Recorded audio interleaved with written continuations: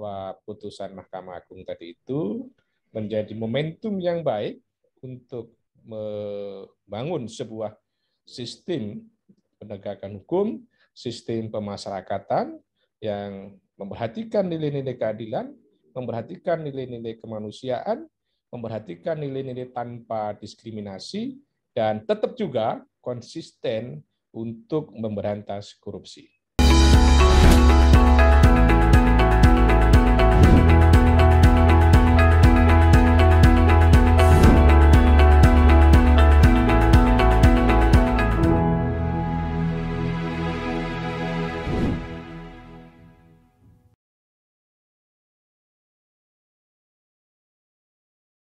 Kawan baik, jumpa kembali dengan Nur Iswan Channel. Kali ini kita akan membahas tema yang lagi heboh di pentas nasional, yaitu tentang pencabutan PP nomor 99 tahun 2012 tentang pengetatan pemberian remisi untuk teroris, narkoba, dan koruptor.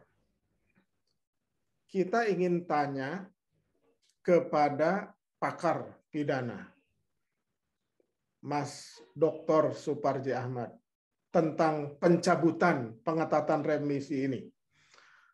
Menurut pandangan Mas Dokter, bagaimana melihatnya? Silakan, Mas Parji. Ya, pertama yang harus kita pahami bersama adalah bahwa putusan Mahkamah Agung itu mencabut beberapa pasal di PP 99/2012. Pasal itu adalah berkaitan dengan ketentuan yang sangat restriktif untuk narapidana, narkoba, terorisme, korupsi, dan kejahatan-kejahatan luar biasa yang lainnya. Karena syaratnya sangat ketat. Misalnya, ya, untuk koruptor itu harus mendapatkan JC, ya, Justice Collaborator. Kemudian yang kedua, dia harus sudah membayar uang denda dan uang pengganti. Sehingga syarat itu sepertinya tidak mungkin untuk diperoleh. Sehingga dikatakan orang bahwa PP itu sangat ketat atau mendiskriminasi bagi tindak pidana tiga hal yang saya sebutkan di awal tadi itu. Maka OJK Ligis menguji PP tadi di Mahkamah Konstitusi. Mahkamah Konstitusi tidak mengabulkan permohonan itu karena memang bukan kewenangannya. Mahkamah Konstitusi tidak menguji konstitusionalitas suatu PP, tetapi konstitusionalitas suatu undang-undang terhadap konstitusi. Yang menarik adalah Mahkamah Konstitusi meskipun tidak memutus, mengabulkan atau menolak, karena ini adalah berkaitan dengan kompetensinya, tapi memberikan pertimbangan gitu loh. Pertimbangan inilah yang kemudian disambut baik oleh Mahkamah Agung, yang pada prinsipnya pertimbangan itu bahwa remisi adalah bagian dari hak setiap terpidana. Itu tidak boleh ada diskriminasi.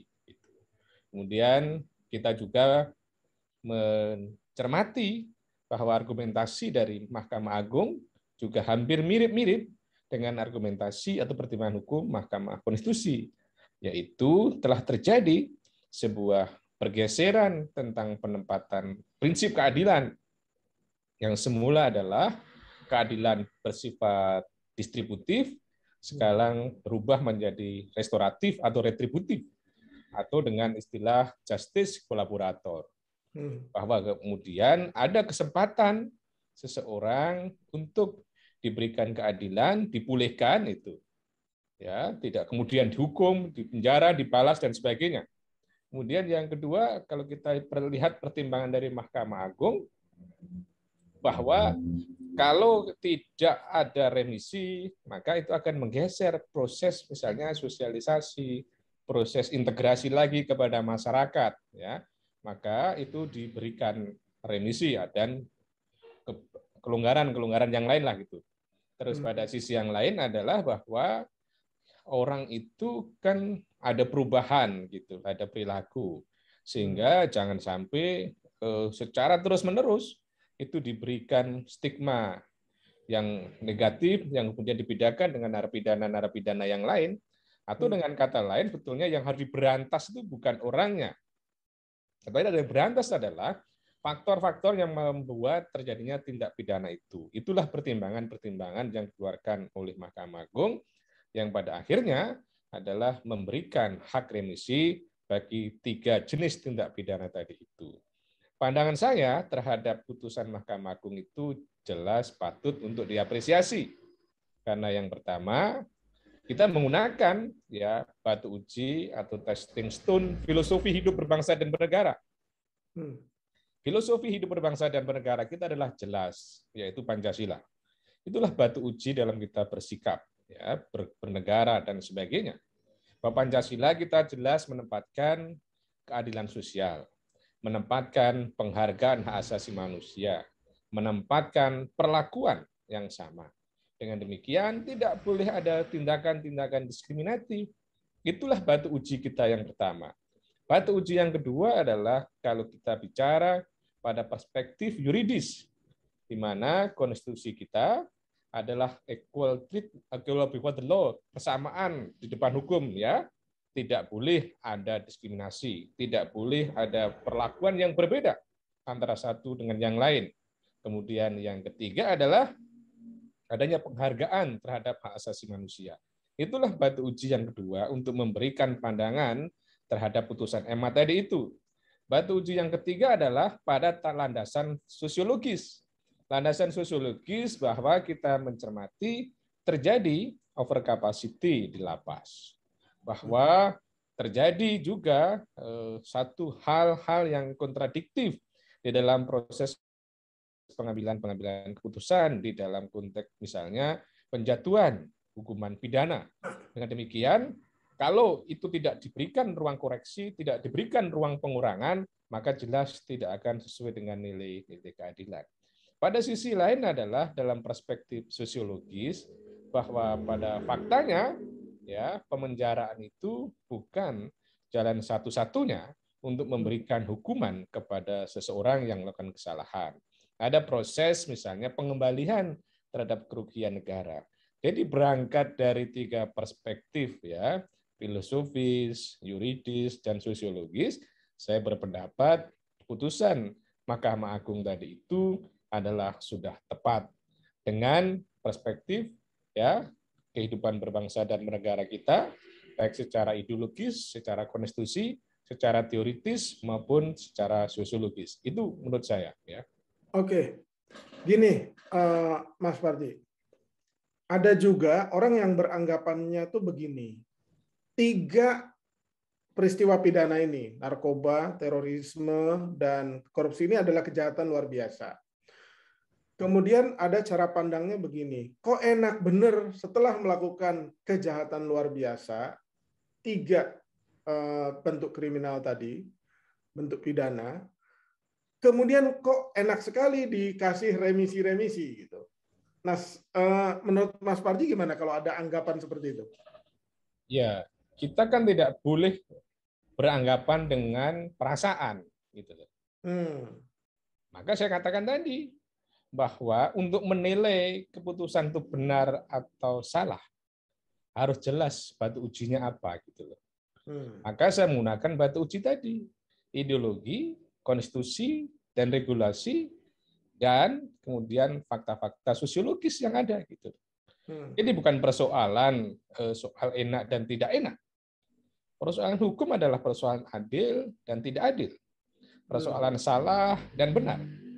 Apakah kemudian adil ketika seseorang yang sudah menjalani pidana, sudah berkelakuan baik, ya tidak diberikan hak untuk mendapatkan remisi? Atau juga apakah menjadi benar ketika seorang narapidana, seorang terpidana itu sudah misalnya kooperatif, sudah membantu proses penegakan hukum dan lain sebagainya, diberikan sanksi selama-lamanya tanpa remisi. Jadi ukuran kita adalah bukan ukuran perasaan, bukan soal enak dan tidak enak, tetapi jelas bahwa sendi-sendi kehidupan berbangsa dan negara kita itu adalah itu tadi yang saya sebutkan di awal. Pada sisi yang lain kita juga menggunakan bisa pendekatan-pendekatan teoritis, pendekatan-pendekatan konsep ya tentang bagaimana kita memaknai sebuah kejahatan luar biasa gitu loh ya. Kejahatan luar biasa yang disebut 3 hal tadi itu apakah memang benar-benar sebagai sebuah kualifikasi dari sebuah kejahatan luar biasa? Saya kira ini juga masih debatable. Tetapi kan persoalan luar biasa dan tidak luar biasa.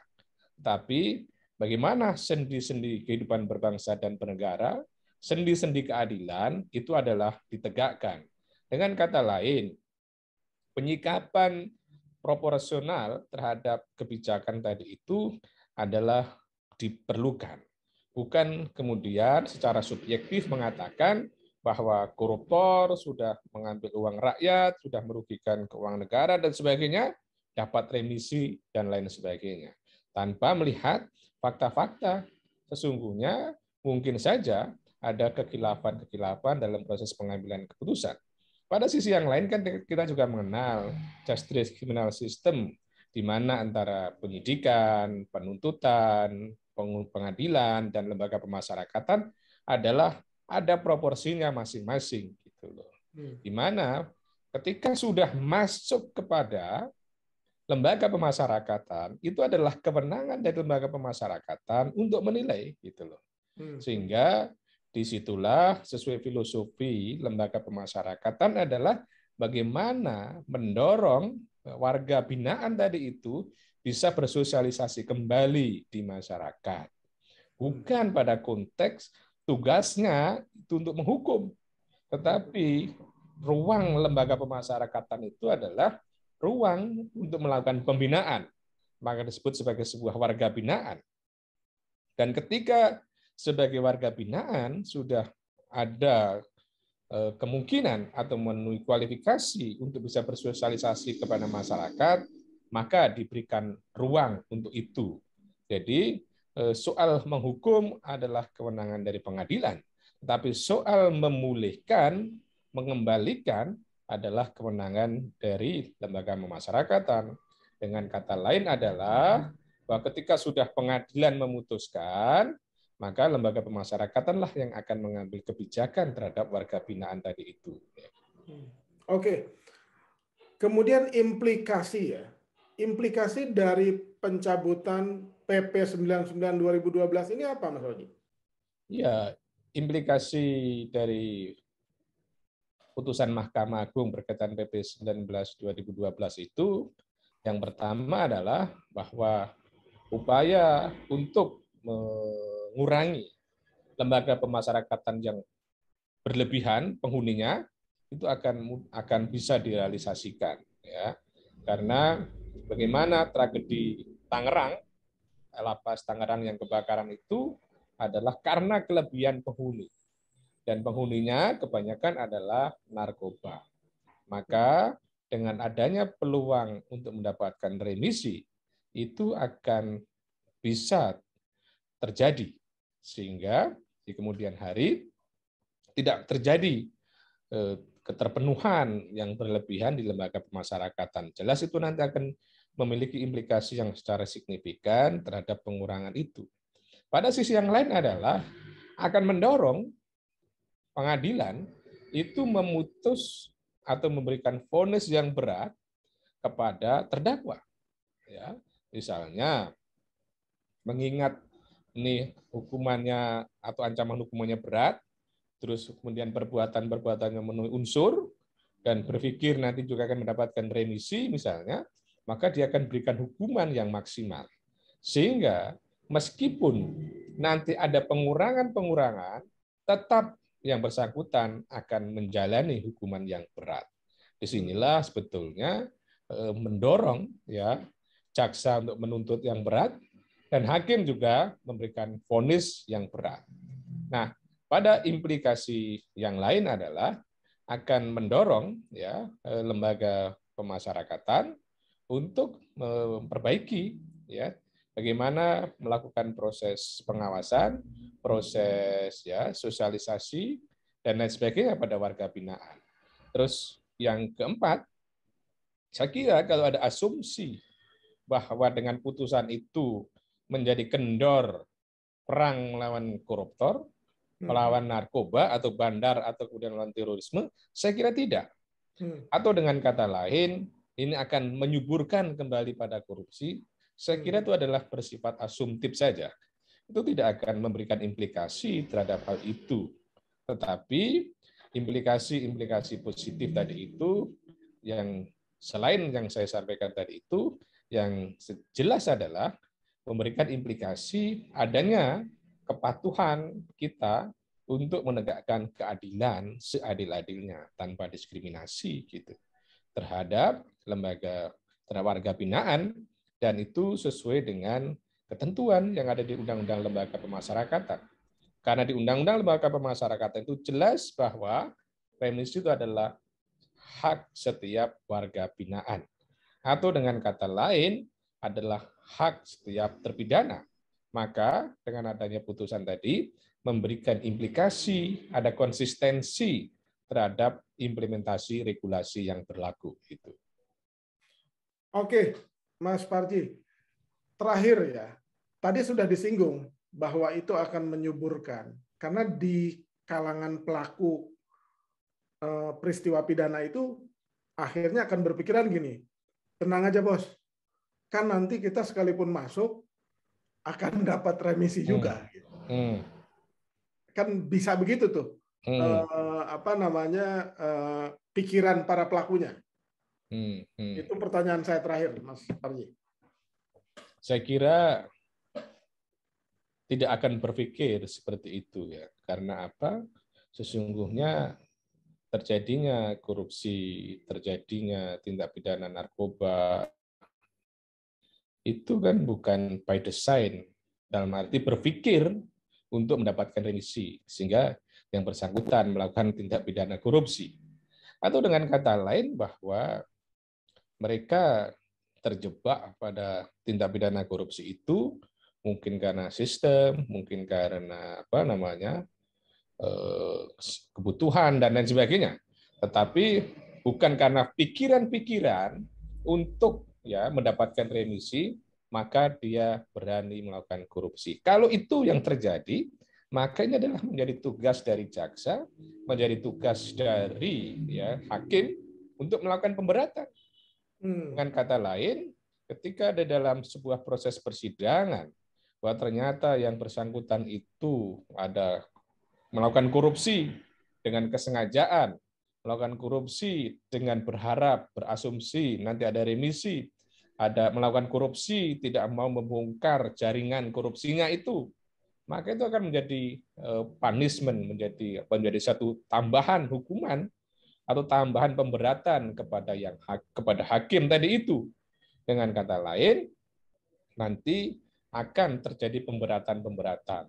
Meskipun dikurangi dengan remisi-remisi, tetap akan juga hukumannya berat. Ya, jadi menurut saya prasangka-prasangka bahwa dengan adanya PP ini revisi sehingga koruptor mendapatkan remisi akan mendorong terjadi peningkatan korupsi, dan karena berasumsi akan mendapatkan remisi, saya kira tidak sepenuhnya benar, karena menurut saya mereka tetap berpikir untuk melakukan korupsi seandainya mereka ada hukuman-hukuman yang berat, ada jurisprudensi yang berat yang sudah diputuskan oleh hakim pada perkara-perkara sebelumnya.